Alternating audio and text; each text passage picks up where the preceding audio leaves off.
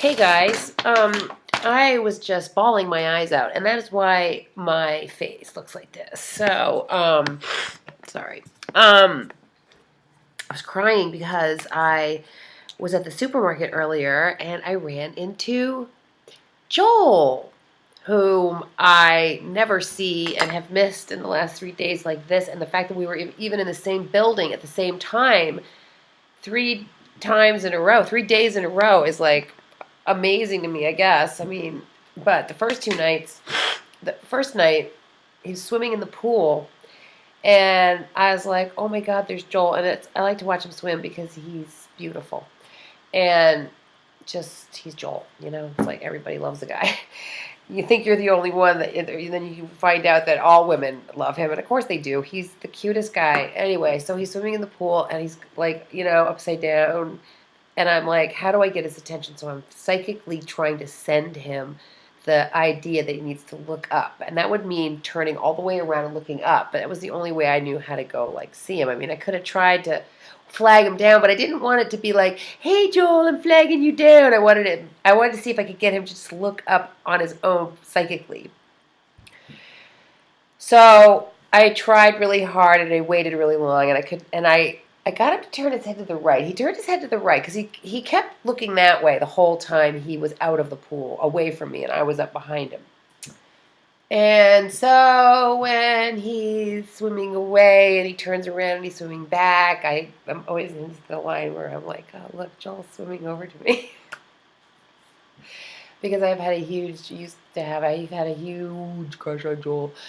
Like really strong for some reason, just where to where it's like if we were at the same dance event and he didn't dance with me that night, I would go home and bawl my eyes out. I wouldn't even know how hard it would hit me until I would leave the building realizing I had not danced one dance with Joel. At least one. I just want one. I mean, I'd love more, but I'll take one. Makes me happy. One keeps me from going cuckoo. And that's happened, and those two, I think that's happened twice. Once I really remember when there were sad nights, the night after I went home feeling I've never felt so crushed. And I think I even got to dance with my other dance partner. I'm not going to say names. Joel's name is the only name I'm going to say out loud in all of my stories from now on. I don't know why, but because there's no way to describe him other than calling him by his name. The first time I met Joel, he lied and told me he had a different name, or he just refused to tell me his name. And I remember the first time I saw him, I was like, he's kind of cute. And then as soon as he wouldn't tell me his name and gave me this weird behavior, I was like, oh, one of those cute Irish guys who is really cute and lovable, and you can tell, like, you just want to love them, but they're crazy. They're a little bit nuts, but in a good way. I mean, they're not bad people, but they're like cuckoo, just a little off. Everything has to be a joke, they got to make a silly joke out of everything. They can't take anything seriously. I was married to a guy like that. No names, but I know the Irish well. Anyway, so I thought, he's a nutcase, this guy is. Well, he may be cute, but he's not that cute. Like, no one wants to deal with a nutcase. Just some weird, odd guy who just cannot hold a straight conversation. And then, so that was easy to but he's a handsome man. He's got a very endearing quality. So the next time I saw him, we were all at a dance event, and we went out for drinks, and we had this really long, in-depth conversation.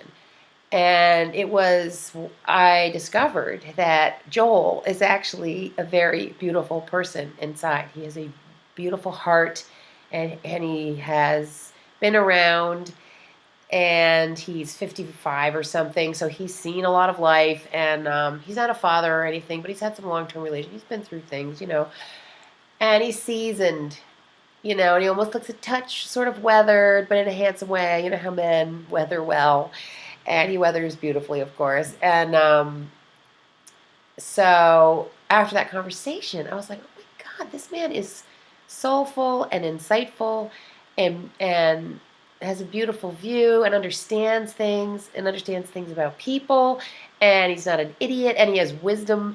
And I was like, wow, not only is he gorgeous, beautiful face, but really a beautiful spirit, and intelligent. And I was just like, oh, why don't we go out to dinner? And he would not ask me to dinner. He would not say yes to my invitation to dinner. He would not hang with me, And so we had like a little bit of a dance connection because we would dance. He danced with everybody. Wants to dance with Joel. I love dancing. I mean, he's one of the ones you want to dance with. He is just wonderful to dance with. He's got a nice connection. He just does Joel dance. He doesn't do like the standard dances really, but I like to just do Deb dance. So when you put those two freestyles together and it works together well, it's just absolute heaven. So, probably I could have fallen in love madly with Joel that night, but I was kind of had my heart taken with another one, and but I've never stopped being just in love with Joel. So we had different times. We got together different times. Not get together, but ran into each other because you don't get together with Joel unless you're her or her, and I'm not mentioning any names. One is tall and blonde and beautiful, and everybody loves her, and she's all athletic, and one is short and dark-haired and sexy and has a really amazing body. Both are good dancers in different ways. So they all have this dance relationship. And they probably have other, I don't know. So it seems like Joel doesn't want to date anybody, and everyone's like, what's with Joel? He's so cute, but he never goes out with anybody, and it's like, what's his deal? So one night, I was asking everybody, I'm like, what's the deal with Joel? Who is this guy? Why doesn't he go out to dinner with me and just have a conversation? Like, why don't we just hang and talk? I don't need a relationship. I just want to get to know him. I just thought he was so cute and fun and handsome, and he had that wonderful, special part of his personality that I discovered at that restaurant that night. So one of my friends kept saying, don't be hung up on Joel because he will never deliver anything to you. You will never have anything from him. He's a scaredy little rabbit, and you'll never have Joel. And I'm like, but Joel is So I was like, okay. It didn't stop me from having a euphoric feeling whenever I would dance with Joel, or just we would have a dance and it'd be so great. And I would spend the rest of the night dancing with him, and he would always go off to somebody else. But, he's highly desired because he's Joel. So I realized that, he was in demand, and so and that the only way to probably have Joel reach out to me in any way and say yes to anything, even a coffee, would be to back off completely. I mean, he did finally go out and we had a beer and he told me his whole story. So that I finally got that. But then that was it. It was like, never, that's it. And he's like, he thinks that every woman wants a relationship, and he doesn't want to have a relationship. So he doesn't believe that any woman is just going to be happy to be friends with him. I would be happy to be friends with him. I was friends with guys that I was madly in love with, and we just stayed friends because I know how to do that. I'm very experienced at that. Somehow, unfortunately, or fortunately, I don't know. But I was totally cool with not having a relationship. Just because even if I felt madly in love with him, I'd still be down with just hang. Let's just hang. Let's go watch a movie, and talk. Because he's fun and interesting. I like him, I like his view. So we would hug, and when we saw each other, we had a nice hugging relationship. We would always dance at least once, if not twice. Well, at least once. And then one night he didn't dance with me, and I remember getting so upset. I swore I would never hug Joel again, and he would have to beg me to dance with him, and I knew he would never beg. But begging for Joel to me is like, if Joel said, would you like to dance shyly and without any effort, I would still consider that begging compared to what... I don't take anything from Joel. Please pay attention to me. So, in the end, Joel has made me feel like the most unimportant person in his world, in the whole world, by not giving me one dance. When one dance means that much to me, and I can't get in a room of 12 people or less, and 6 are women, in an evening of 2 hours, he can't find one 3-minute song. The songs are 3 minutes to dance with me. I am so low on the ranking. So I have felt so hurt by being ignored and just not interested in by Joel and dismissed, basically. I have felt so sadly unimportant that I have cried hard, pretty sadly, pretty deeply. You know, probably triggering my own crap that has nothing to do with Joel, obviously, but just the fact that he wouldn't give me one dance, and all I needed was one dance, and I wasn't worth one dance. So one night that really hurt me, and that changed the relationship. And oh, before all of that, I finally got Joel to agree to have lunch with me because I was like, Joel, please spend some time with me. Let's have lunch. How about lunch, Joel? You know, oh, Joel, I have no kids all week. Please, this is the perfect timing. Why not one lunch? What's an hour? What's a soup? Do I really have to beg? You know, you don't want to get a coffee with me? It wouldn't even be interesting at all to have a coffee with me. I just like Joel so much. Everybody likes Joel. He's a sweet guy. He's a really nice guy. He's wonderful. I mean, maybe he works for the CIA. I don't know. Just kidding. Haha. Anyway, so if he did, I'm sure he's retired by now. I'm sure he did never work for the CIA. That would not. Even though he's smart enough to, he would never have done that. So he finally asks me to, I take my friend's advice and back way off. Finally, weeks go by, and he asks me himself. He says, okay, I'm ready. We can do lunch tomorrow. And I was euphoric. I was ecstatic. I was finally going to have lunch with Joel. I thought I'd died and gone to heaven. So, of course, I'm telling him, like, I have lunch with Joel tomorrow. I have lunch with Joel tomorrow, which probably I shouldn't have done because I'm always opening my big mouth and saying stuff and embarrassing everybody. So, but I was so excited. And then I would have loved to hang out with Joel that night, but of course we had this date tomorrow. So, I mean, lunch, Joel. I'm not trying to have a relationship with you. I mean, I would take one, but I'm not trying to really. I understand where you're at. Please. So that night, another friend came over for a little while, and then he went home, and then we just like talked or whatever. And then I was so excited about my lunch date with Joel, and I went to sleep, and I tossed and turned all night, and I was not having a good night's sleep, and I woke up in the morning going, oh my God, he's going to cancel. I better cancel first because I cannot have him reject me another time. I cannot be rejected by Joel. And I was feeling vulnerable and for other stuff. Love stuff was also, I mean, I have other love affair things that hurt. So I was really wishing that hurt a lot. So I was wishing that this thing with Joel would just bring me up. And then I was about to write him an email and let him know that he could get out because I was going to try to get out of it because I knew. And there he had already bailed on me. He bailed on me in an email, in a Facebook message. Said, sorry, I don't know what I was thinking. And I was like,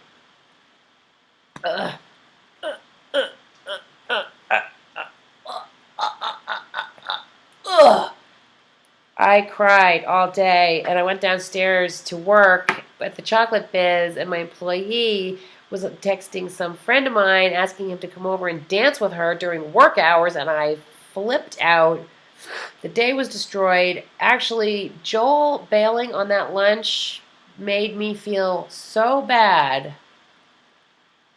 I think it took me a couple of weeks to recover from it. I mean, it was definitely a week of down. And then I was just like, never talking to him again. So after that, it was just, one sad moment after another. So weeks have gone by. Months have gone by. I have not gone to the dance things that he goes to. Maybe one or two we went to the same, but we did not dance. And one night, he was at something I was at, and I almost got the feeling at the end of the dance he wanted to maybe connect with me on toward going to the cars, but he hadn't danced with me. And all I want to do is dance. I mean, for another evening to go by and him not dance with me was like, I'm not talking to him. And besides, I was too nervous to talk to him because I'm so freaking pathetically, nervously shy at times, even though I'm not normally. But when I really like a guy, I become a pathetic basket case, chicken shit, just loser. Anyway, so I ditched the scene when it seemed like he was trying to approach me. But he didn't try to dance with me. So right there, I was mad at him. All I wanted him to do was dance with me. If I had one dance at any event, I might happen to be with him. And that's all. We didn't even talk on the phone or had lunch or anything. I would feel happy that I knew I could get a dance with him if he were there. That's all I need. Is it really that much to ask? Why do I have to ask it? A lot of guys want to dance with me. Why doesn't he like to dance with me? I don't understand it. It seems like we have so much fun. I can't believe he's not having fun too. So, anyways, all this time's gone by. and I haven't seen Joel, and I have been ascending, and I have been getting better, and I have been aligning, and I have been evolving, and I have been growing and getting over my love affair stuff, and over my ex, and over that other guy I was madly in love with, and trying not to fall in love with this other guy that could have my heart in 2 seconds flat, and then now there's a new one that also could have my heart, so I have to be very careful. And I've, like, I used to get all the flutter around Joel in a way, and I mean, I'm chill, obviously I'm 51, but after it got bad between us, I couldn't just be relaxed and talk to him anymore. I was like because I worked so hard to get over him blowing me off all those other times. The dance nights, the lunch, any other time that he blew me off, that hurt me so much because I just, for some reason, wanted so badly to have a nice friendship with Joel, or at least a dance relationship of some kind. And I just loved him so much that it was very painful to have him act like I just didn't mean a thing in this world, even though we knew each other. And one time he came over, a couple times we hung out a little bit. I mean, it's not like we had nothing. One night, we had different nights, little nights. Anyway, I don't mean anything to him, so that hurts. But I wondered if he tried to talk to me and I just bailed. I don't know. It's hard to tell. He's a rabbit and I'm a lion, but I'm a scaredy rabbit too. I'm either a lion or a scaredy little rabbit. And he's always a scaredy little rabbit. So I'm either scaring him away or we're both running away. So there's never, ever going to be any connection between me and Joel, in this lifetime.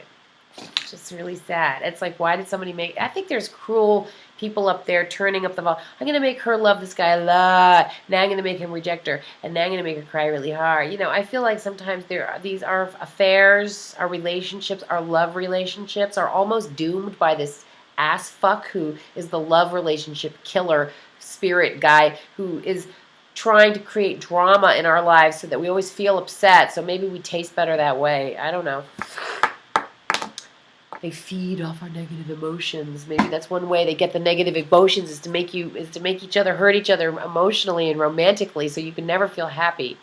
I really wanted so little from Joel, and I couldn't even get this much. And I just had so much love for him. I would have given him so much love, even as a friend, whatever. Anyway, so 2 nights ago he was at the Y, and I saw him. I tried to get his attention, and I failed, and I went inside and I worked out, and that was the end of that.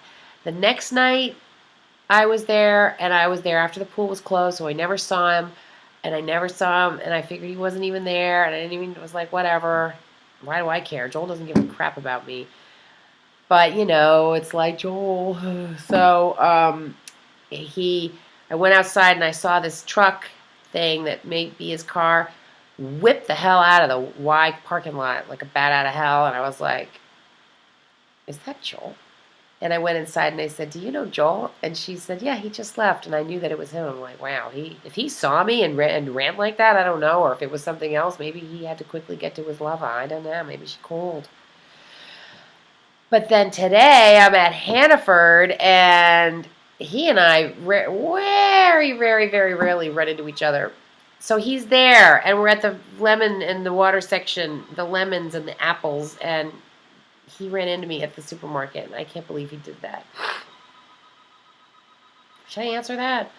So that is my Joel story. And then later, I was thinking about it, and I'm like, I'm pretty much over these romances and these men that I've loved for different reasons. It took me a really long time to get over some stuff, but I feel like I did. And the only reason I cried today when I got home thinking about Joel blowing me off on that lunch and just my ex, sometimes I can cry about those things, the love affairs,